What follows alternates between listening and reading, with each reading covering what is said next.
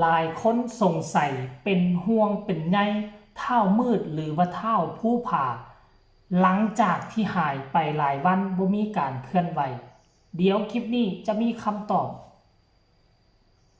สบายดี FC แฟนคลับพี่น้องชาวไทยและพี่น้องชาวลาวหมดสุผู้สู่คนมาพบมาพ่อกันช่วงสายบ่ายพบพ่อกันคลิปนี้ก็คือหลายคลิปแล้วที่ปล่อยลงไปหลายคนก็ให้ความสนใจเนาะหลายคนให้ความสนใจหลายคนก็ซักถามเข้ามาพาไปเฮ็ดคลิปผู้พาแน่พาไปเบิ่งผู้พาแน่เล่าเป็นจังใดเล่าอยู่จังใดเล่ากินจังใดเล่าไปอยู่ใส่แล้วเรามีเวียกเฮ็ดงานทำคือแนวใดให้นำเสนอคลิปผู้พาแด่ข่าวผู้พาแด่กับพยายามทานผู้ชมคือว่าผู้ผานี่เป็นผู้นึงเนาะอยู่ในแอฟฟ้าของเพิ่นน่าจะตั้งแบบเป็นสมาชิกขนาดมันก็เลยว่าบ่เฮ็ดให้เฮาเห็นข้อมูลข่าวสารของเพิ่นแต่อย่างใดหรือว่าเพิ่นบ่เคลื่อนไหวก็บ่ฮู้คือกันหลายคนก็ข้องใจหลายคนเป็นห่วงเป็นใยหลังจากศึกออกมาแล้วเล่าไปใส่มิดเงียบเลยว่าซั่นเด้ท่านผู้ชมเนาะอันนี้เดี๋ยวค่อยสิมาเล่าสู่ฟังกันแล้วกันค่อยก็พอมีข้อมูลข่าวสารเกี่ยวกับการเคลื่อนไหวของเพิ่นอยู่เนาะคือหลังจากที่เท่าผู้ผ่าเนาะศึกออกมาจากวัดทาสว่างอยู่ทั้งไซธานีเขตทางงอนเนาะเพิ่นก็มาอยู่ทั้งกู้ภัยสายผู้เขาควายประมาณมื้อ2 มื้อนี่แหละหลังจากนั้นเพิ่นก็ได้เดินทางกลับไปยังไซสมบูรณ์โดยขี่รถไปที่แถวหินเหิบแล้วก็ไปนั่งเรือต่อไปที่เขื่อนน้ำเงิมไปฮอดบ้านฮอดซองสิ่งแรกที่เพิ่นเฮ็ดกับเพิ่นเป็นลูกกตัญญูจับได้รถไถคันนึงก็ลงทงลงทาเนาะช่วยพ่อช่วยแม่เฮ็ดไร่เฮ็ดนาหลังจากเฮ็ดไร่เฮ็ดนาน่าจะสำเร็จเสร็จสิ้นแล้วแหละมื้อต่อมากับเพิ่นเห็นไปเยี่ยมยามถามข่าวน่าจะเป็นผู้สาวของเพิ่นบ่เนาะอยู่ห้านขายเครื่องแห่งนึงก็คาดว่าน่าจะอยู่แถวเมืองล่องแจ้งหั่นล่ะบ่ท่านผู้ชมเนาะเพราะว่าตัวเมืองล่องแจ้งนี่ห่างจากบ้านของผู้ผานี่ประมาณ7 กิโลเมตรก็บ่ได้มอได้เส้นทางดินแดงนี่7 กิโลเมตรนี่ถือว่าไกลคันถ้ากรณีว่าเส้นทางปูยาง7 กิโลเมตรนี่ก็ถือว่าบ่ไกลเด้7 กิโลเมตรนี่ค่อยไปนี่ใช้เวลาประมาณ3 ถึง 5 นาทีเอาแต่คันถ้ากรณีว่าเป็นทางดินแดงนี่7 กิโลเมตรก็แหวทางดินแดง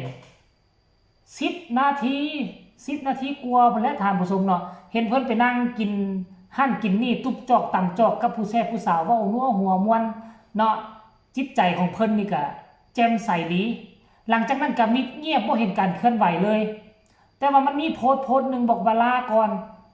ล่องแจ้งอีหยังจักอย่างนั่นแหละแล้วผ่านมาประมาณมื้อ2 มื้อมาเห็นเพิ่นโพที่น่าจะเป็นนครหลวงเวียงจันทน์ไปลิ้นสระลอยน้ำไปลิ้นอีหยังต่างๆเห็นคนเต็มอยู่น่าจะเป็นนครหลวงเวียงจันทน์แน่นอนสระน้ำตัวนี้ท่านผู้ชมรายละเอียดจะเป็นแนวใดให้ทุกคนไปชมคลิปเรานี่สากลว่า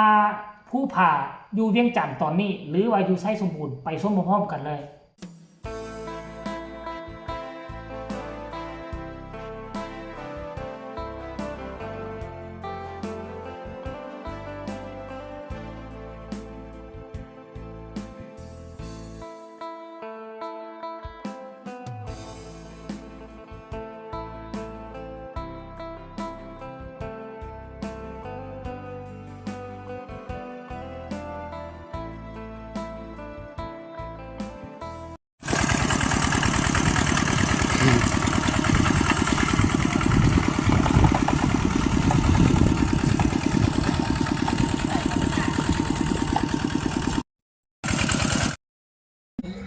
เราเป็นแฟนคือคนถูกต้องตัดกายก็สักหน่อยนี้มึงหนึ่งถูกกายเขาก็หักฮัลโหลเราสกีชีวิตก็หมาเดียวแล้วถูกกายแต่หูไม่มีตัวโยตัดกายก็โผล่กันแค่มาเลย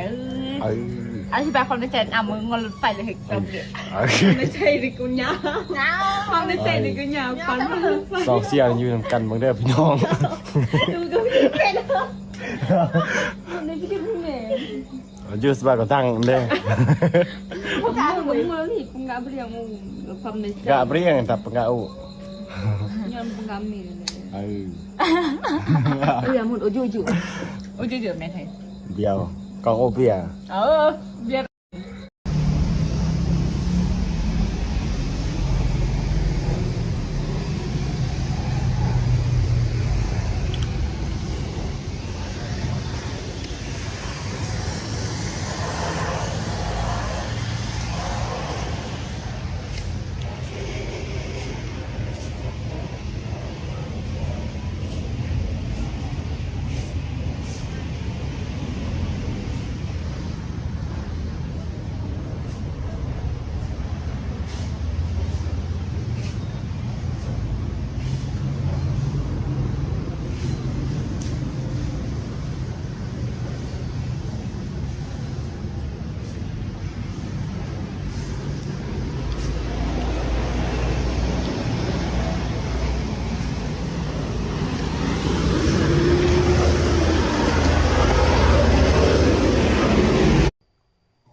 เห็นบ่ทุกคนนอกจากคลิปเฮ็ดนา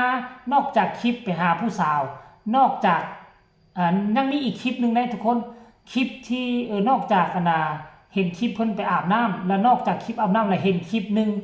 อยู่ปั๊มน้ำมันแห่งหนึ่งทั้งข้างปั๊มน้ำมันนั่นจะมีห้านขายเครื่องสำอางซึ่งห้านขายเครื่องสำอางนี่ค่อยไปเห็นแวบๆเป็นผลิตภัณฑ์เครื่องสำอางตัวหนึ่งที่เท่ามืดหรือผู้ผ่าเป็นผู้จับมาโฆษณาขายฮะนะเป็นน่าจะเป็นเครื่องสำอางที่เฮ็ดให้ผิวพรรณพองใสขาวงามที่เพิ่น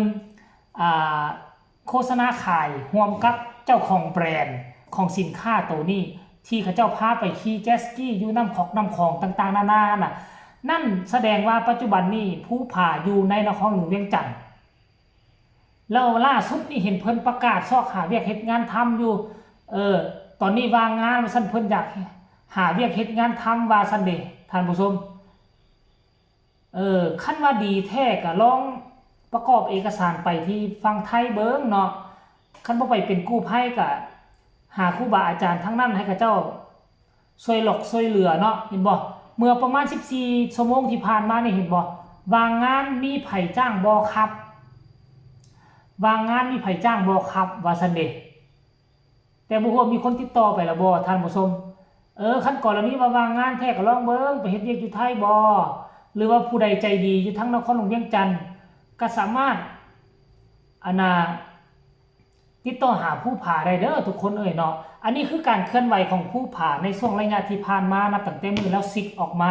จนฮอดปัจจุบันค่อยก็ได้หาข้อมูลมานำเสนอให้บรรดาแฟนๆทั้งสองฝากฟังแม่น้ำของแล้วก็หวังว่าทุกคนจะเพิ่งพอใจเนาะหลังจากที่ได้เห็นการเคลื่อนไหวของผู้ผ่าดังที่ใจต้องการก็ฝากทุกคนกดไลค์กดแชร์กดติดตามคลิปนี้เอาไว้ใครมีคำคิดคำเห็นอยากส่งกำลังแห่งใจหาผู้ผ่าก็ส่งมาได้ทางใต้คอมเมนต์สำหรับคลิปนี้ลาทานผู้ชมไปก่อนสบายดี